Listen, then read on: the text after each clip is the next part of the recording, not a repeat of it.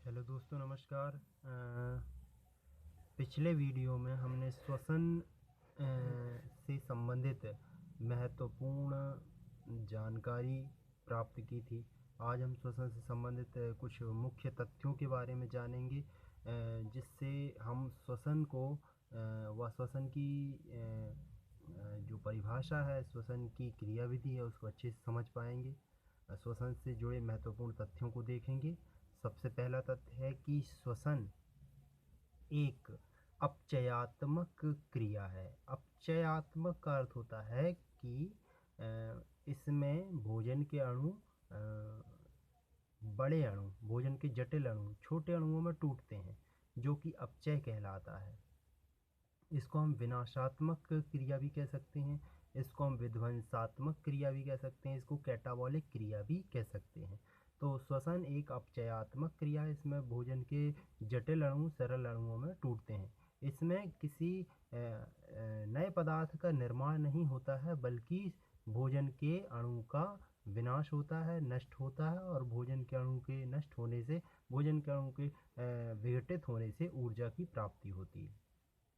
तो पहली प्रक्रिया श्वसन एक कैसी प्रक्रिया है? अपचयात्मक क्रिया है, कैटाबॉलिक क्रिया है, विनाशात्मक क्रिया है। श्वसन जो है त्वचा द्वारा करने वाले जो जीव है, उसमें मेढक और केंचुआ आता है। इनकी त्वचा नम होती है, यानी कि नमी युक्त होती है, और ये नम ही स्थानों में प्रायः पाए जाते हैं, मेढक और केंचुआ। और ये अपनी नम त्वचा द्वारा श्वसन करते हैं। तो त्वचा द्वारा श्वसन करने वाले जीव में आते हैं मेढक और केंचुआ, जो कि नम त्वचा द्वारा श्वसन करती है। इनकी त्वचा में ऑक्सीजन घुल जाती है, जो कि हीमोग्लोबिन के माध्यम से इनके विभिन्न टिश्यूज़ में पहुंचती रहती है। फिर हम देखते हैं ग्लूकोज के एक अणु के ऑक्सीकरण से 38 एटीपी का उत्पादन होता है, और ये 38 एटीपी में जो है 686 किलो कैलोरी ऊर्जा संचित होती है। मतलब जो 686 किलो कैलोरी ऊर्जा है, ग्लूकोज के पूर्ण ऑक्सीकरण से उत्पन्न होती है। इसको हम किलो जूल में देखेंगे तो 2870 किलो जूल ऊर्जा होती है। फिर ऑक्सी श्वसन में ग्लूकोज के ऑक्सी श्वसन में CO2 के साथ में जल बनता है। मतलब जब ग्लूकोज का या कार्बोहाइड्रेट का ऑक्सी श्वसन होता है तो CO2 निकलती है और जल बनता है। लेकिन जब ऑक्सीजन की अनुपस्थिति में श्वसन होता है, जिसको हम अवायवीय श्वसन या अनाक्सी श्वसन कहते हैं, उसमें जल नहीं बनता है। जल के स्थान पर एथिल एल्कोहल बनता है, क्योंकि ऊर्जा कम निकलती है। ऑक्सी श्वसन की तुलना में बहुत कम ऊर्जा निकलती है, तो जो ऊर्जा नहीं निकल पाती है वो एथिल अल्कोहल बनने के कारण नहीं निकल पाती। एथिल अल्कोहल में कुछ ऊर्जा संचित रहती है। फिर हम देखते हैं पादप व जंतु किस प्रकार के जीव हैं। तो पादप और जंतु जो हैं अविकल्पी ऑक्सीजीव हैं, यानी कि इनके पास ऑक्सीजन का कोई विकल्प नहीं है श्वसन के लिए। ये ऑक्सीजन के द्वारा ही श्वसन करते हैं, ऑक्सीजन की अनुपस्थिति में श्वसन नहीं कर सकते। हम देखते हैं कि जीव जंतु हैं, कोई भी जीव जंतु हो, पौधे हों, ये अगर सांस नहीं लेंगे, ऑक्सीजन नहीं मिलेगी इनको, तो ये मर जाएंगे। मतलब इनके पास ऑक्सीजन का कोई विकल्प नहीं है, तो इसीलिए ये अविकल्पी ऑक्सीजीव भी कहलाते हैं। फिर ग्लाइकोलाइसिस जो श्वसन है, श्वसन में दो मुख्य क्रियाएं होती हैं। श्वसन वाले जो वीडियो था उसमें हमने बताया था कि श्वसन में दो मुख्य क्रियाएं होती हैं, एक ग्लाइकोलाइसिस और एक क्रेब्स चक्र। जो यूकेरियोटिक कोशिकाएं होती हैं, जो विकसित कोशिकाएं होती हैं, उनमें ये दो घटनाएं होती हैं, दो क्रियाएं होती हैं, एक ग्लाइकोलाइसिस और एक क्रेब्स चक्र। ये दो घटनाएं मिलके श्वसन की क्रिया पूर्ण होती है। जिसमें जो ग्लाइकोलाइसिस होता है ये अवायवीय होता है, यानी इसमें ऑक्सीजन नहीं होती है, और ये कोशिका द्रव्य में संपन्न होती है क्रिया, जिसमें क्या होता है, ग्लूकोज का एक अणु पायरुविक अम्ल के दो अणुओं में टूट जाता है।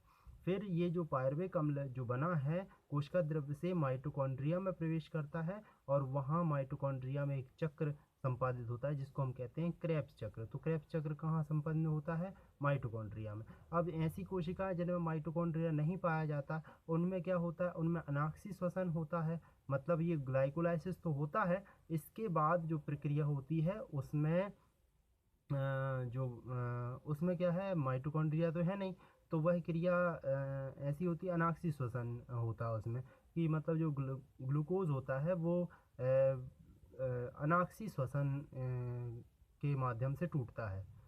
अनाक्षी श्वसन के माध्यम से टूटता है तो उसका अपूर्ण विघटन होता है, मतलब उसका पूर्ण विघटन नहीं हो पाता, उससे पूर्ण ऊर्जा नहीं निकल पाती, और वो कहाँ हो जाता है, वो कोशिका द्रव्य में ही उसका पूर्ण विघटन हो जाता, ऊर्जा भी निकल जाती। लेकिन अगर माइटोकॉन्ड्रिया है कोशिका में, तो फिर ये जो पायरुविक अम्ल बना है ये कोशिका द्रव्य से कहाँ ट्रांसफर हो जाता है, माइटोकॉन्ड्रिया में, और वहाँ पर क्रेब्स चक्र के माध्यम से ऊर्जा उत्पन्न होती है। फिर जो मुख्य श्वसनीय आधार है या क्रियाधार है वह क्या होता है, ग्लूकोज होता है। मुख्य रूप से जो मुख्य क्रियाधार है, मुख्य जो सबस्ट्रेट होता है वह ग्लूकोज होता है, उसी को हम लेते हैं। ग्लाइकोलाइसिस की प्रक्रिया में भी हम ग्लूकोज को ही लिखते हैं। ग्लूकोज से दो पायरुविक अम्ल के अणु बन रहे हैं ऐसा हम बताते हैं। तो भोजन तो कई प्रकार का होता है, कार्बोहाइड्रेट भी होता है, प्रोटीन होता है, वसा होता है, लेकिन मुख्य श्वसनीय आधार को हम ग्लूकोज मानते हैं, क्योंकि भोजन में हम मुख्य रूप से कार्बोहाइड्रेट लेते हैं, और ऊर्जा का सबसे अच्छा स्रोत है कार्बोहाइड्रेट।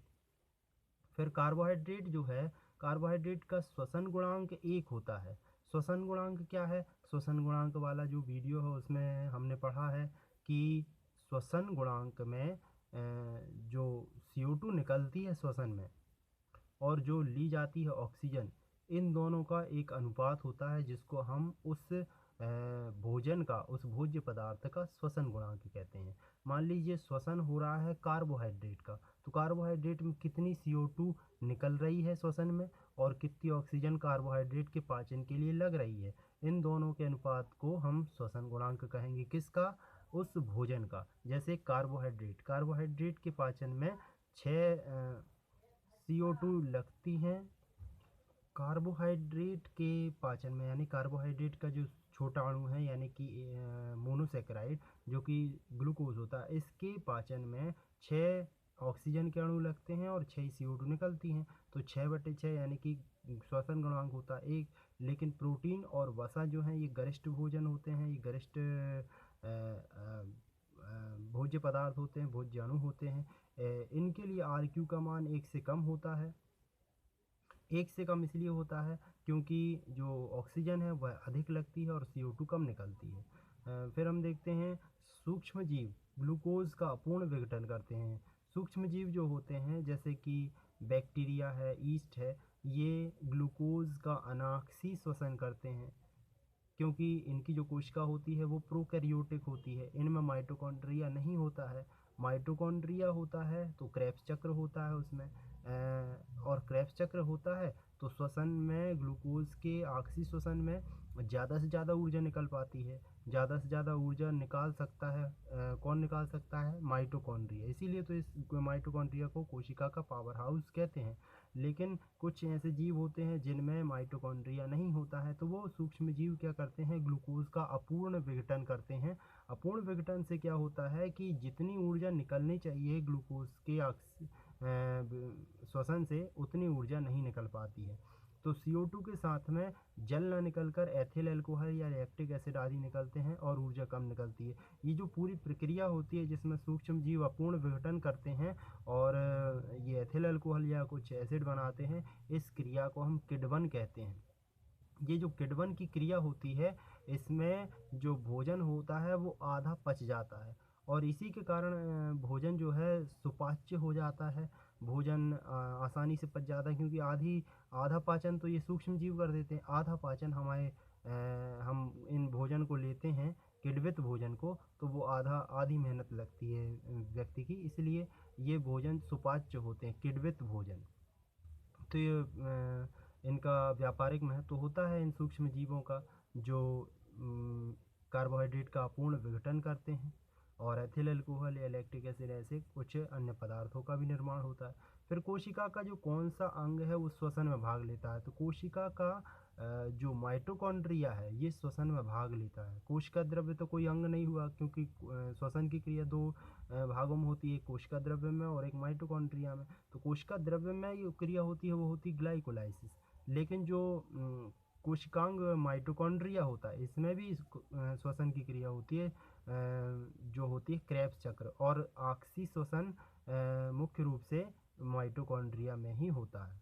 तो कोशिकांग श्वसन अंग माइटोकॉन्ड्रिया कहलाता है।